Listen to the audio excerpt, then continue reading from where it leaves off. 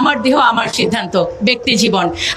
তার মানে কি আমি যা খুশি তাই করতে পারি, আমি বিবস্ত্র হয়ে বাইরে যেতে পারি।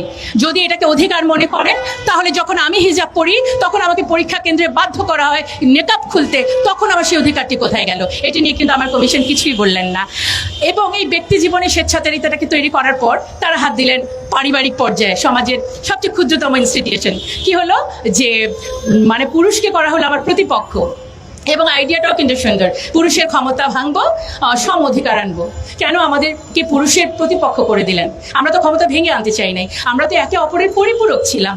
এবং কি হলো, বলা হলো যে মেরিটাল রেপ একটি বিষয়, যে শব্দটিকে এখন বলা হচ্ছে। এবং আমি বিনয়ের সাথে বলছি, ঘটনাটি কিন্তু সত্যি সত্যি সমাজে কোনো কোনো ক্ষেত্রে আছে। বিষয় হচ্ছে যারা এটি করছেন, যে পুরুষ এটি করছেন, তিনি কিন্তু মানসিক বিকারগ্রস্ত, তার যেমন চিকিৎসা দরকার। এবং ফিজিক্যালি অ্যাসাল্ট যখন মহিলারা হন, তারা কিন্তু অবশ্যই নারী নির্যাতন মামলায় যেতেই পারেন। তাহলে ফৌজদারি মামলা কেন? একটি দাম্পত্য জীবন ধ্বংসের দিকে নেওয়ার জন্য এটা যথেষ্ট। এবার চলে আসি হচ্ছে যে শিক্ষা ব্যবস্থা। শিক্ষা ব্যবস্থার আগে আমি একটু সম্পদ নিয়ে বলতে চাই, এটিও তো পরিবারের ইস্যু। বলা হলো যে সম্পদ এখন সমান সমান পাওয়া যাবে, কত সুন্দর, নারীদের এত বড় সুযোগ পাওয়া। আমরা বলতে চাই ইসলাম আমাকে যে অধিকার দিয়েছে, আপনারা তো আমাকে সেই অধিকারটিকে নিশ্চিত করতে দেন নাই।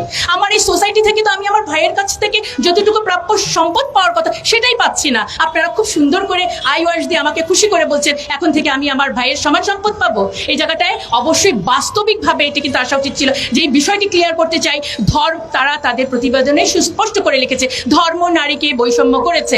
আমি জোর গলায় বলতে চাই, ধর্ম নারীকে বৈষম্য করে নাই, ধর্মের প্রয়োগ নারীকে ভুলভাবে প্রয়োগ। আমার ধর্ম আমাকে বলল যে দেনমোহরের মাধ্যমে বিয়েটা হবে, আর আমার সমাজ আমাকে যৌতুকের মধ্যে ঠেলে দিল। এবং যৌতুক না দিলে শুধু বিবাহ বন্ধ না, গায়ের মধ্যে কেরোসিন ঢেলে আমাকে পুড়িয়ে দেওয়া হলো। তারপর এই মৃত্যুর জন্য আমার ধর্ম দায়ী নাকি আমার সমাজ? আমাদের কি চিন্তাটা করতে হবে। এবং দেখেন এটার মধ্যে হচ্ছে আরেকটি হচ্ছে পতিতাবৃত্তি। অলরেডি এটা নিয়ে অনেক কথা বলেছেন।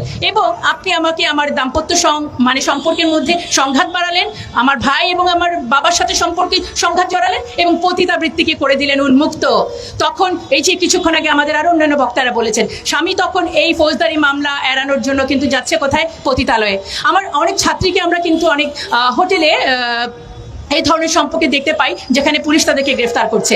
যখন পতিতাল এই বৃত্তিটিকে আপনি একটি পেশা হিসেবে দিচ্ছেন, তখন তারা পার্ট টাইম টিউশনির মতো ওখানে গেলে সমাজ ব্যবস্থা যদি ভেঙে পড়ে, এর দায় ভাইকে আপনাদের নিতে হবে না?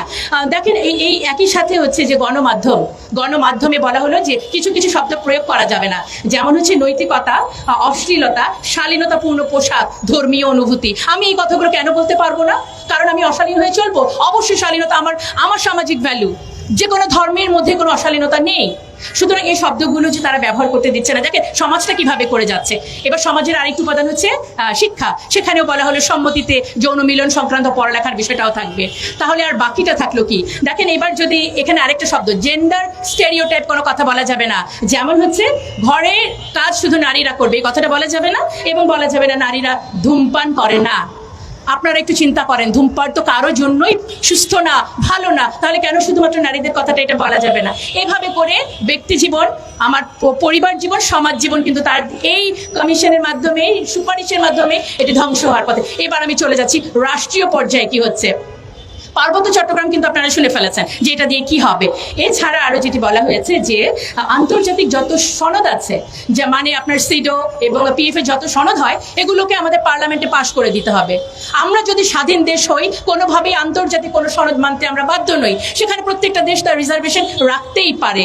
সেই আন্তর্জাতিক সংস্থার সনদ আমরা এভাবে করে মেনে নিব যারা মানবাধিকারের নামে অমুসলিমদের সমর্থন করে, এবং ফিলিস্তিনের মতো জায়গায় যখন এভাবে মৃত্যু হচ্ছে, যেই সংস্থা চুপ করে থাকে, আপনারা তাদের প্রেসক্রিপশন যদি বাস্তবায়ন করতে বলেন, অবশ্যই আমাদের অবস্থান এটার বিপক্ষে। আমাদেরকে আমি পুরো বিষয়টাকে হাতি দেখার মতো, একসাথে দেখার মতো কেন বললাম? কারণ হচ্ছে এটি একটি পাশ্চাত্য প্রেসক্রিপশন, মানে ইমপ্লিমেন্টেশনের একটি ছক। সেটি কিভাবে?